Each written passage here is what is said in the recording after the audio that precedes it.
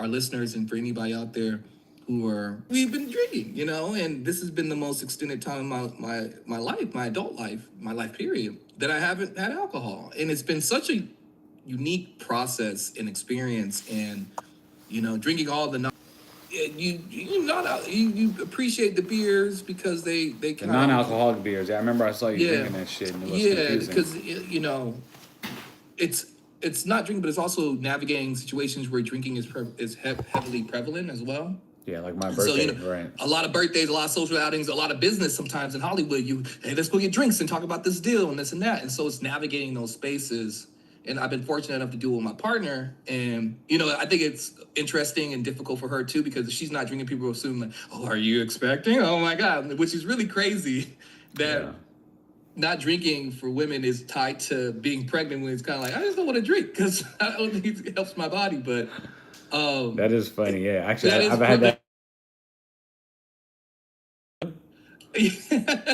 are And you and are that you and expecting? nothing makes a woman feel fatter than being asked if she's expecting. Whatever the reason is, it's just like, why would you ask me that? Like, yeah, Yeah, and then a lot of places don't have the beer cold and ready to go, unfortunately. So sometimes it's just kind of like, we don't have it. Then sometimes the mocktails cost the same as the which cocktails, is where you're just crazy like, because it's okay, just juice and soda just water. give me a club soda with lime and call it a day. So Yeah, club soda with a lime for the win. If anybody's out there, you need to navigate social circles, just club soda with lime, because no one can really, it could be anything in there. So, yeah, but I'm drawn to this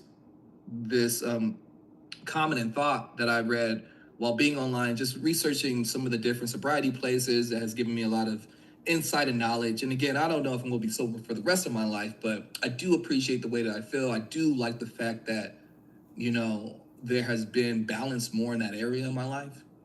And I kind of take solace in this statement that I saw, and I kind of, it kind of came to mind. So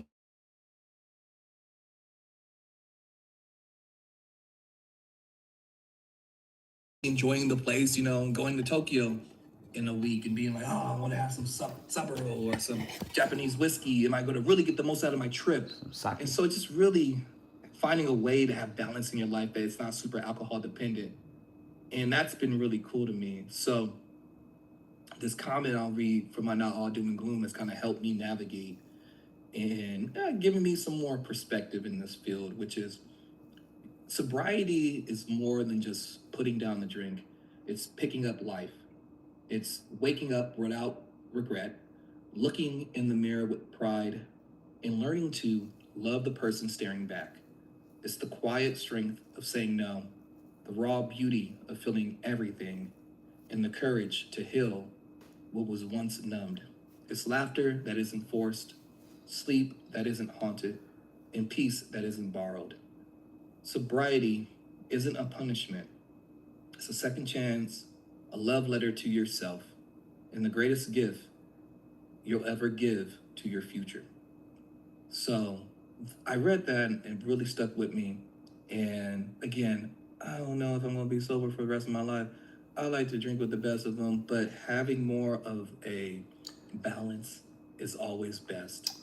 And understanding myself more self knowledge, has also been one of the best parts of this experience. And so that is by now all doom and gloom from my experience with sobriety right now. So with that, Seconder, it has been magnificent catching up with you. Thank you for always being the voice of reason within these crazy times. Oh man, but yeah, kudos to you, man. Congratulations on the sobriety, and and I think that also I think as people get older, it's important to drink less, anyways, because it definitely ages you, and so as you get older, people feel it more, and it does take a toll on the body. But your body can handle it more in 20s and 30s and stuff like that, or for Man, some of us in our teens. But um, that part. you know, yeah. So that's like how Appreciate long it. the longest I've gone without drinking is 15 years. Yeah, So when you were born. yeah. So as soon as I hit 15, I was like, oh, fucked up my sobriety. Oh fuck! I've been on the bender Hey ever since. man, you see what I'm 15 saying? years. Hey Damn, man, 15. hey. What were you sipping on? Oh man, Taka vodka's all we could afford. Taka vodka. It's $3 for a fucking handle of that, or something like it's like $5 for a handle. Taka Pope off. back in the We day like when we make piece the together jungle our juice. change and get some top taco vodka and get a Hawaiian Mm. punch or something. You know, it's like What was it? Canadian whiskey. There was that Canadian whiskey that we I used don't know. to We have. just drank taco vodka Oh because it man, cost a little bit more than rubbing alcohol, but a little bit more, a little. tastes a little better too. So you know, It tastes a little bit better. that's what we were on, man. And then we, but like I'm saying, I think there are times, I've done where I've just kicked everything. You remember our senior year where I kicked Yeah. everything.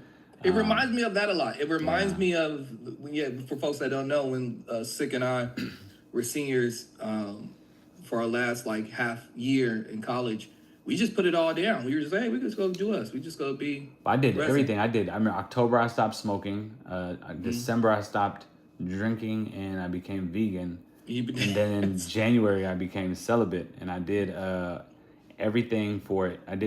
I still barely. I didn't smoke really until the pandemic, so that was almost 12 years. Mm-hmm. And then I haven't really smoked since the pandemic. Drinking, I didn't drink until that was October.